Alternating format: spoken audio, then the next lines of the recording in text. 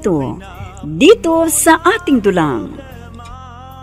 Luha. Mamahaling restaurant to. Anong gagawin natin dito? Ano pa, kakain tayo. Kaninong perang gagastusin mo?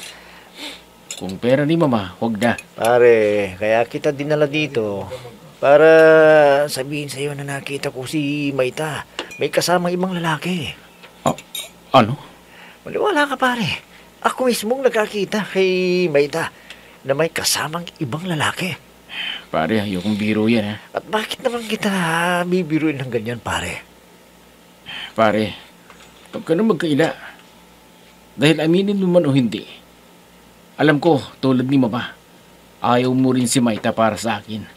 Dahil lahat kayo sa opisina ay si Marlene ang gusto para sa akin. Pare, walang kinalaman si Marlene dito. Tungkol kay Maita ito. Kung walang kinalaman si Marlene, malamang ay si mama dahil alam ko, lahat kayo sa opisina ay loyal kay mama. Pare. At kung yan lang ang dahilan ng pagyaya mo sa akin dito sa restaurant, ikaw na lang mag-isang kumain. Dahil malamang, pera lang ni mama ang ibang babayad mo. Naiintindihan ko nararamdaman mo, pare. Pero, maliwala ka. Walang kinalaman lang kahit na sino dito sa sinasabi ko sa'yo ngayon. Dahil ako mismong nakakita. May kasamang ibang lalaki si Maita noong isang araw. Alis na ako, pare. At pakitingin-tingin na lang si mama. Dahil sa ngayon, hindi ko pa siya mabibisita. Ikaw lang ang tanging mahal ko sa buong buhay kong ito. Pag-ibig ko'y tanging ikaw lamang, sa puso ko'y nag-iisa ka lang. Ano ba? Ang init-init, umayakap ka. Busog-usog ka nga ng konti. It's hard naman. Payakap naman. Matulog ka na dahil pagod ako. Nakakainis ka naman. Sige, matulog na tayo. Hindi kaya totoo ang sinabi ng kaibigan ko. Hindi bale. Babawi na lamang ako. Yayayain ko siyang kumain sa labas. Sa dati naming pinagkakain ng restaurant. Baka nga naiinis siya sa akin. Dahil hindi ko na siya nailalabas.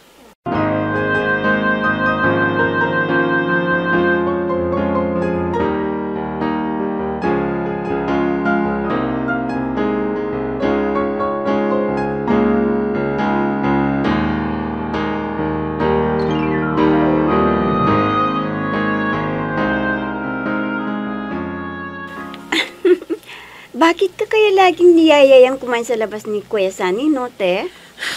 Alam mo, suki ko yun nung nagtitinda pa ako ng palamig.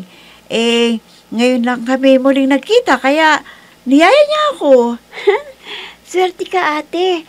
Dahil kahit may kinakasama ka na niyayaya ka pa rin kumain sa labas. Siyempre. Tika, ate, hindi ko yung may gusto yun sa iyo? Ano ngayon kung may gusto siya sa akin? Hindi ko naman siya niyayaya kundi siya ang nagyaya sa akin. Pero ate, paano kung may makakita sa iyo at isumbong ka kay Kuya Chris? Ano naman kung may magsusumbong kay Chris? Hindi naman kami mag-asawang dalawa. Ano? Pero nagsasama na kayo ni Kuya Chris na parang tunay na mag-asawa? Kahit na, dahil di pa naman kami kasal na dalawa. Pwede pa kaming maghiwalay anumang oras. Tandaan mo yan.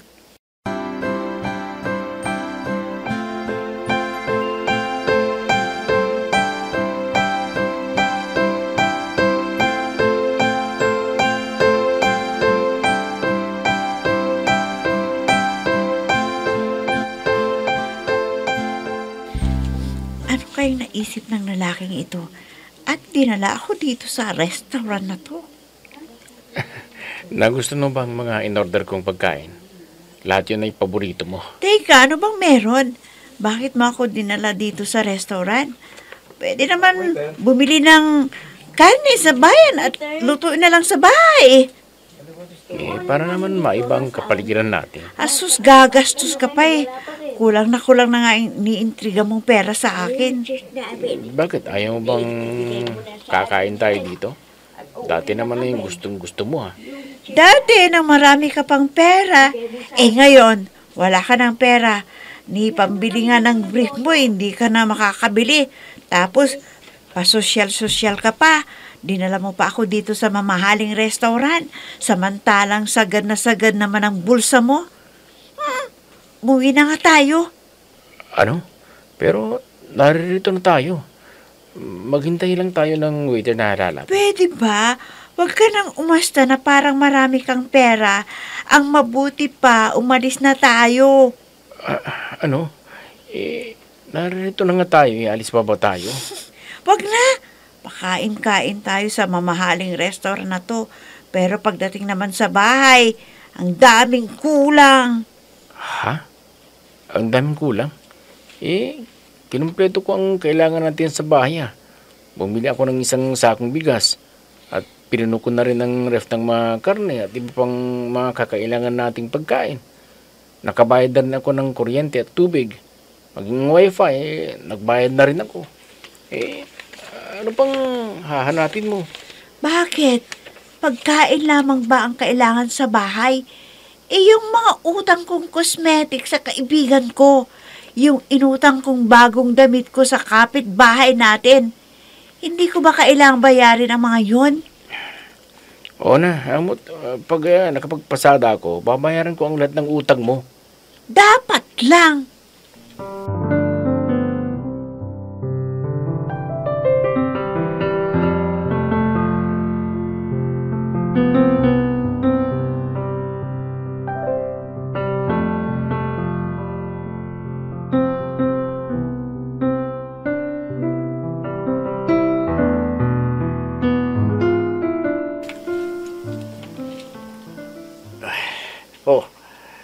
Mukhang napapadala siya ang pagsama-sama mo sa anak mo sa sinasabi niyang lalaking yun, ha? Ha? Oo Napapansin mo pala. Kwan, ang mabuti pa siguro, kausapin mo yung anak mo. Hindi maganda yung kinikilos niyan. May kinakasama lang nga sumama-sama pa sa ibang lalaki. Di ikaw ang magsabi sa kanya. Paano ako may trabaho ako? Ikaw itong naiiwan dito sa bahay Hindi ako pakikinggan doon. Ikaw na lang kung gusto mo. Hindi ka pakikinggan o talagang ayaw mo siyang pagsabihan? Dahil pati ikaw sumasama at nakikinabang tuwing niyayaya siyang kumain sa labas? Nako, Masyo. Pagsabihan mo ang anak mo kung gusto mo. Huwag ako.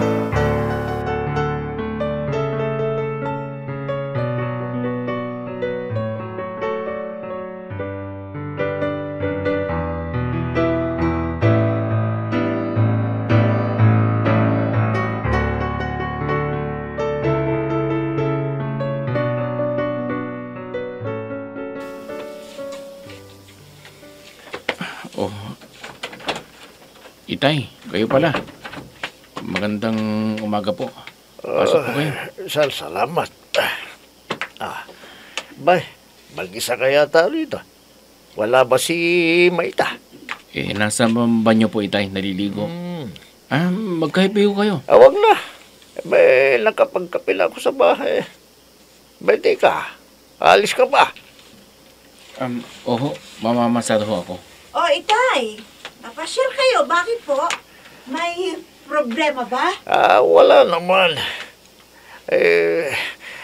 Ikaw talaga ang sadya ko. Sige po, Itay. Iwan ko na ho muna kayo at mamamasada mo na po ako. Sige, Chris, at may sasabihin lamang ako kay Maita.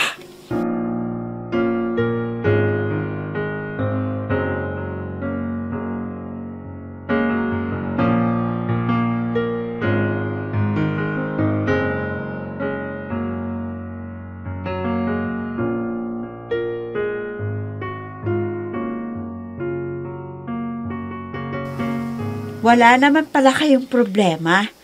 Bakit kayo nagpunta dito? Akala ko kung ano nang nangyari sa inyo. Kung kami ng inay mo at kapatid mo ang tatanungin, wala kaming problema. Ang problema ikaw. Ho? Ako? Problema ninyo? Abay, napapansin ko kasi na madalas kang sumasama sa sinasabi mong yung lalaking Ano naman nakilala ho mo. ang masama kung sasama ako doon sa dating suki ko sa palamig? Magkaibigan naman kami. Ay. Alalahanin mo. May kinakasama ka na. Papel lang ang kulang sa inyo para masalang mag-asawa kayo. Itay, pwede ho ba? Kung yan lang ang sasabihin nyo sa akin, mabuti sigurong umuwi na kayo dahil aalis ako. Isasarado ko itong bahay namin. Ano? Alis ka na naman ng bahay? Para ano, ha? Itay, malaki na ho ako. Pwede ba huwag niyo akong pakialaman? Dahil alam ko ang ginagawa ko.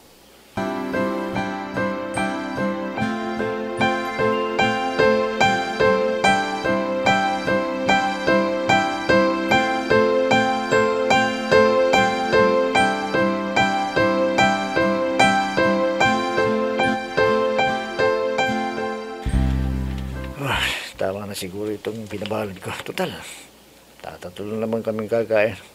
Kaunti lang naman ang kakainin ko ng pansit eh. Asawa ko lang naman kasing mahilig dito nito ang anak ko.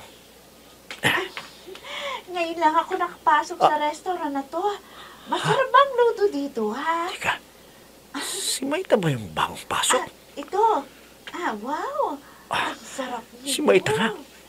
At kasama naman niya yung lalaking nakita ko. Nag-iisa ka lang.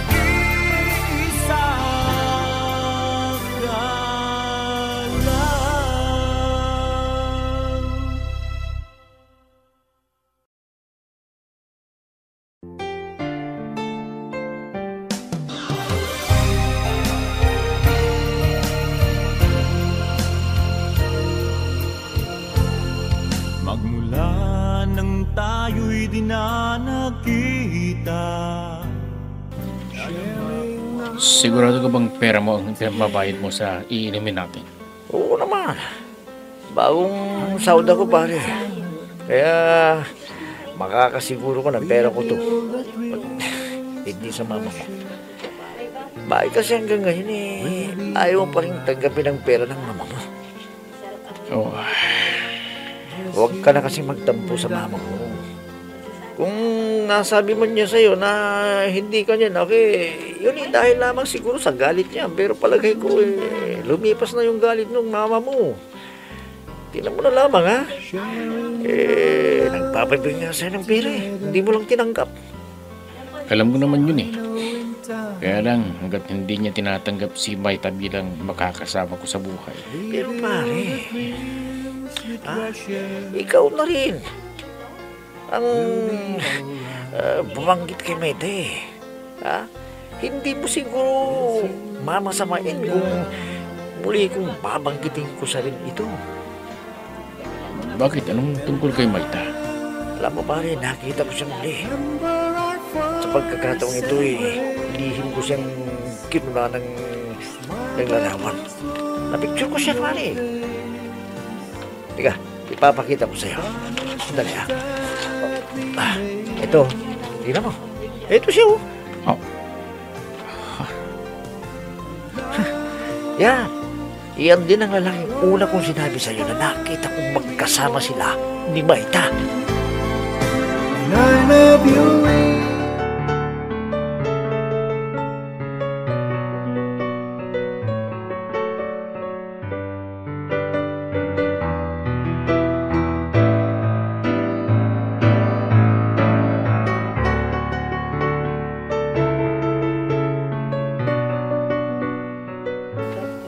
Naman ba yan, ha?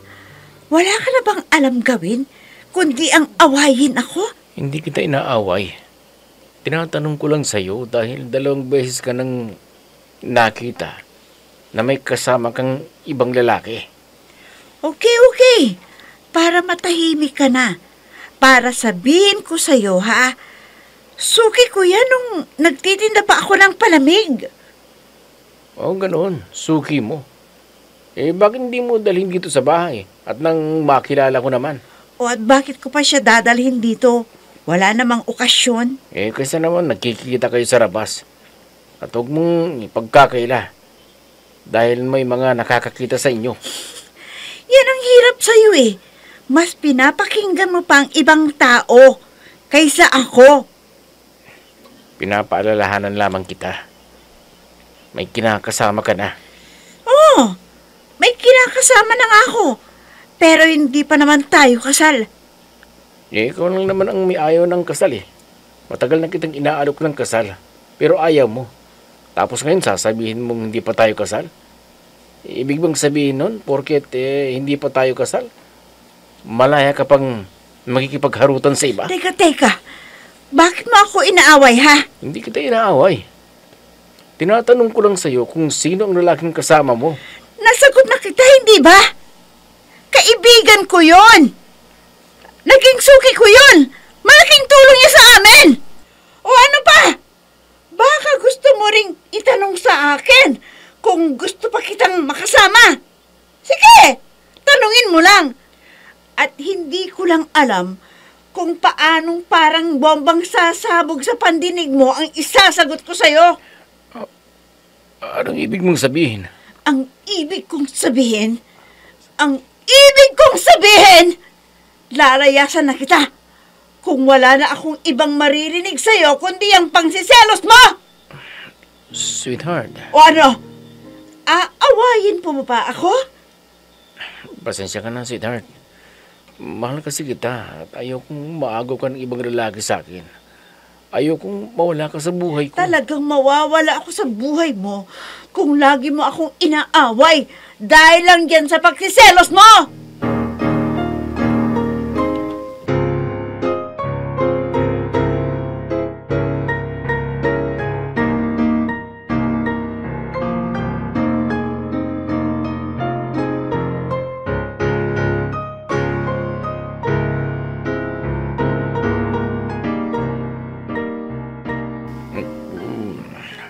Ang ganda-ganda talaga ng mahal ko.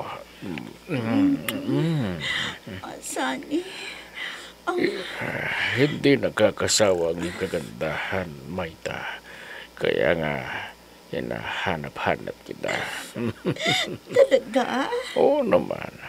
At ibibigay ko sa iyo ang lahat ng pangangailangan mo. Anong gusto mo? Damit? Sapatos? Ano? Naubos na kasi ang allowance ko na ibinibigay ni Chris eh.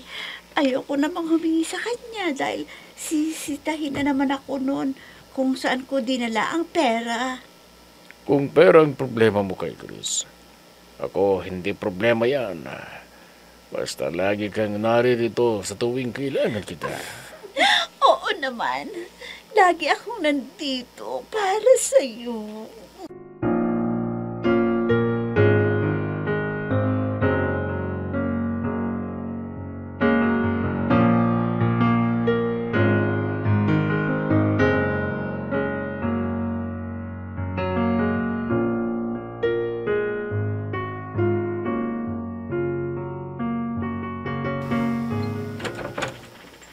Oh, anak, ikaw pala. Halika, pumasok ka. Oh, bakit para kang pagod na pagod? Saan ka ba galing? Teka, may dinaramdam ka ba? Ito kasi mga nakaraang araw, hindi magandang pakiramdam ko. Kaya nagpatingin ako sa doktor. Siguro dahil sa pagbubuntis mo. Siguro nga ho, inay. Kaya nga, huwag ka nang lakad ng lakad. Magpahinga ka lang dun sa bahay ninyo. Masama yan sa bata. Anong gagawin ko sa bahay? Magmumukmuk? Ganon, inay? Hindi naman. Kaya lang bawas-bawasan mo yung pag-alagala mo. Oh. Ano ba talagang problema mo, ha? Yung asawa mo ba? Good provider naman si Chris, ah. May bahay na kayo. Hindi na kayo nangungupahan ng bahay. Sumasapat naman ang kita niya sa bayarin ng kuryente at tubig. At nung nagkausap nga kami ni Chris, sapat na ang ipon nito para sa pagbubuntis mo o ano pa sanang problema. Inay, problema po ito. Dahil ang pinagbubuntis ko, Ano? Hindi Salita ka. hindi si Chris ang ama. Ano? Nag-iisa ka lang.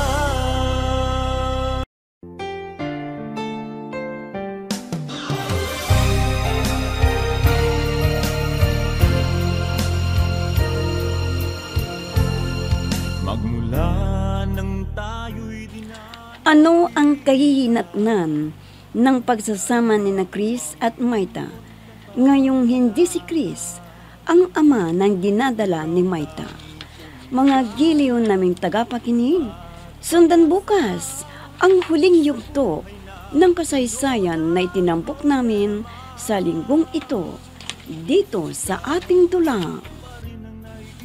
Luha! Mga nagbibigay buhay sa ating dula ay sina Mayra Abrehal Narnola, Susan Madikdeng, Robert De Guzman, Jun Cabato, Emma Dalope, Andrea Solar, Ami Diaz, Jonathan Bravo, at si Oscar Ora. Technical Supervision at Musika, Oscar Ora. Nilapatan ng tunog ni Robert De Guzman, Willie Francisco. Sa panulat at direksyon, Eva Alcoriza. Inihahandog sa inyo ng F3 Recording Studio para sa Pambansang Radyo ng Pilipinas, Bombo Radio, Philippines. alaala nating di malilimutan. Kay sarap ng ating suyuan, lagi kong natatandaan, maligayang araw nating nagdaan. Pag-ibig ko'y tanging